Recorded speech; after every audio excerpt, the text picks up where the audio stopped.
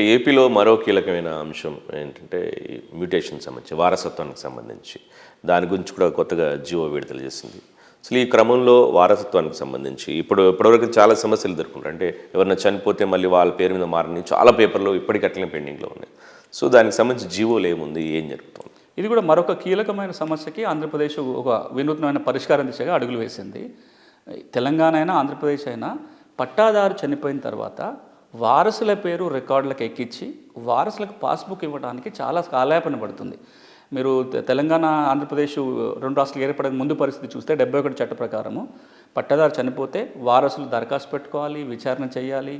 అదంతా అయిపోయిన తర్వాత రికార్డుకి ఎక్కించి పాస్బుక్ రావాలంటే ఒక్కొక్కసారి ఏండ్ల తరబడి పడిన సందర్భాలు కూడా ఉన్నాయి. అంతదాకెందుకు 2017లో భూ రికార్డుల ప్రక్షాళన చేస్తున్నప్పుడు చాలా గ్రామాలలో వందల మంది చనిపోయిన వ్యక్తుల పేర్లు పట్టదారులుగా రికార్డులు కొనసాగుతూ ఉన్నాయి.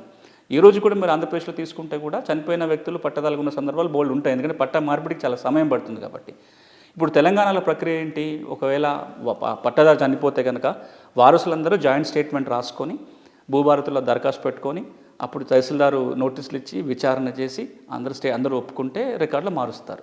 ఈ ప్రక్రియకి ఇప్పటికి కూడా భూభారతి వచ్చిన తర్వాత కూడా కొంత సమయం పడుతుంటుంది. ఇక్కడ ఆంధ్రప్రదేశ్లో కూడా ఏమవుతుంది, అక్కడ కూడా విచారణ చేయాలి, వారసులందరూ రావాలి, ఒప్పుకోవాలి, అప్పుడు మాత్రమే చేయాలి. దీనివల్ల 2 నష్టాలు జరుగుతున్నాయి ఈ ప్రక్రియ చేయటం వల్ల. ఒక నష్టం ఏంటంటే కాలయాపన జరుగుతుంది. ఇప్పుడు కొత్తగా ఎవరికి మనం భూములు ఇవ్వట్లే కదా.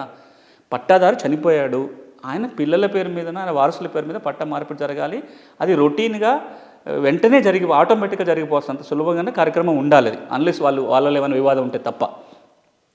ఇది చేయటం వల్ల లేట్ అవుతుంది ఒకటైతే. రెండోది, ప్రభుత్వానికి ఆదాయం కూడా ఏమి రాదు దాంట్లో. ఇప్పుడు మ్యూటేషన్, ఇప్పుడు ఇక్కడ తెలంగాణలో అన్న 2,500 రూపాయల మ్యూటేషన్ ఫీజు ఉంది, కానీ ఏపీలో మ్యూటేషన్ ఫీజు ఏమీ లేదు. ఇప్పుడు ఆంధ్రప్రదేశ్ ప్రభుత్వం విషయంలో ఏ నిర్ణయం తీసుకుందంటే, మీరు సేల్ డీడ్ ఎట్లయితే రిజిస్ట్రేషన్ చేసుకుంటారో ఈ పట్టదా చనిపోయాక వారసులు కూడా పోయి రిజిస్ట్రేషన్ చేసుకునే ఒక విధానాన్ని తీసుకొచ్చింది. దానివల్ల ఏమవుతుంది, రిజిస్ట్రేషన్ కాగానే ఎట్లాగో మ్యూటేషన్ జరిగిపోతుంది.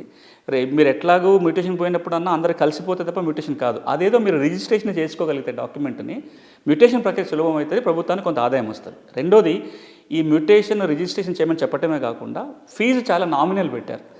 భూమి విలువ 10 లక్షల వరకు, 10 లక్షల లోపల ఉన్న వాటన్నిటికీ 100 రూపాయలు ఫీజు. 10 లక్షల విలువ దాటిన భూమి అయితే 1000 రూపాయలు ఫీజు. అది చాలా తక్కువ. ఇప్పుడు తెలంగాణలో మ్యూటేషన్ ఫీజే ఇక్కడ 2,500 తీసుకుంటున్న సందర్భంగా ఇప్పుడు అది కూడా రిజిస్ట్రేషన్ ఎక్కడ చేస్తే చిన్న సన్నకారు రైతులు ఎవరైనా ఎంత చిన్న వాళ్ళైనా వ్యవసాయ భూమి కనుక వారసత్వంగా రాగానే వారసులందరూ పోయి సబ్ రిజిస్ట్రార్ దగ్గర రిజిస్ట్రేషన్ చేసుకుని 100 రూపాయలు ఫీజు కట్టి రిజిస్ట్రేషన్ చేసుకుంటే వెంటనే మీ చేతికి ఒక రిజిస్ట్రేషన్ డాక్యుమెంట్ వస్తుంది, ఒక భరోసా కలుగుతుంది. రిజిస్ట్రేషన్ కాగానే దాన్ని ఆర్ఓఆర్కి లింక్ ఉంటుంది కాబట్టి ఆటోమేటిక్గా మ్యూటేషన్ కూడా జరిగిపోయి తక్కువ సమయంలో ఆర్ఓఆర్లో ఎంట్రీ అయ్యి పాస్బుక్ వచ్చే అవకాశం ఉంటుంది.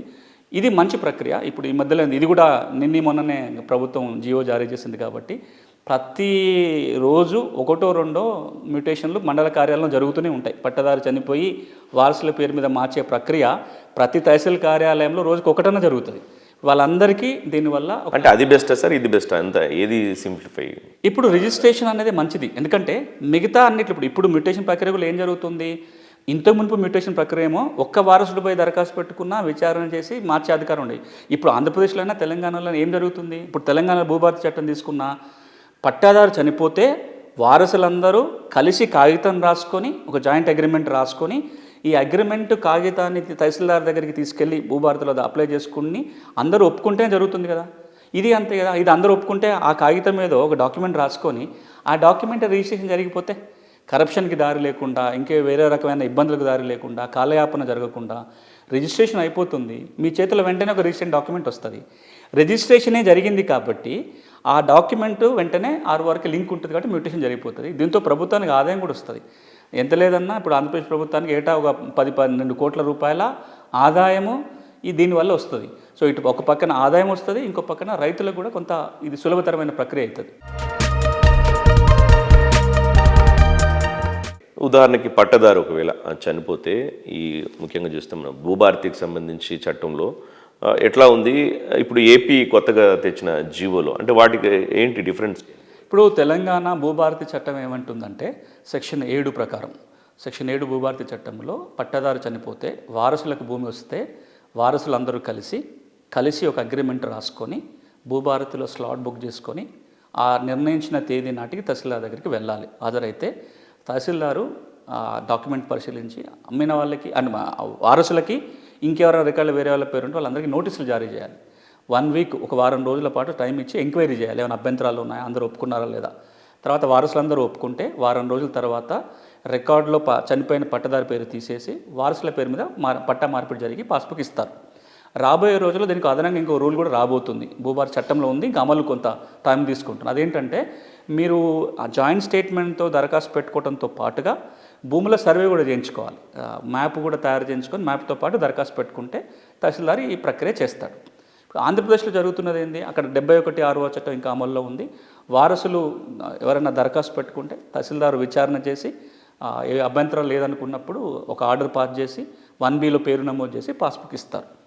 ఈ ప్రక్రియకి ఇప్పుడు భిన్నంగా ఏం జరగబోతుంది ఆంధ్రప్రదేశ్లో ఈ జీవో ద్వారా అంటే, ఇదంతా కార్యక్రమం లేకుండా ఎవరైతే వారసులు ఉన్నారో వాళ్ళు కలిసి ఒక అగ్రిమెంట్ రాసుకొని, ఒక సేల్ డీడ్ ఎట్లా రాసుకుంటారో, ఒక అగ్రిమెంట్ ఎట్లా రాసుకుంటారో, ఒక గిఫ్ట్ డీడ్ ఎట్లా రాసుకుంటారో, ఒక దస్తావేజు రాసుకోవాలి. ఇగో పలానా పట్టదారు ఆయన చనిపోయాడు, ఆయన వారసులు ఎంతమంది ఉన్నారు, ఎవరికి వాటా ఎంత, ఏ నెంబర్లో ఎవరికి ఎంత వాటా అనేది కాగితం రాసుకొని ఈ డాక్యుమెంట్ తీసుకెళ్లి సబ్ రిజిస్ట్రార్ కార్యాలయంలో రిజిస్ట్రేషన్ చేసుకోవాలి. కొంత సింప్లిఫై చేసేసారు. సింప్లిఫై. ఇంకొకటి ఫ్యూచర్లో ఏం జరగబోతుందంటే, ఆంధ్రప్రదేశ్లో రీసర్వే పూర్తయిన తర్వాత గ్రామ సచివాలయంలోనే రిజిస్ట్రేషన్ జరిగే ప్రక్రియ ఉంటుంది.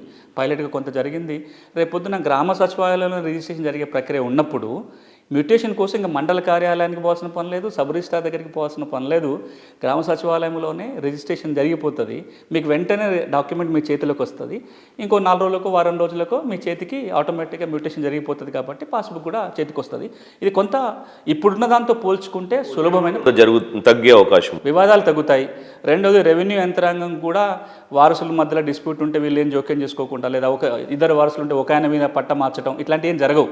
ఎందుకంటే అది రిజిస్ట్రేషన్ జరిగిపోతుంది. కాబట్టి ఎవరికైనా వారసులకు ఇబ్బంది ఉన్నా డాక్యుమెంట్ క్యాన్సిలేషన్ కోసం వాళ్ళు కోర్టుకు వెళ్తారు.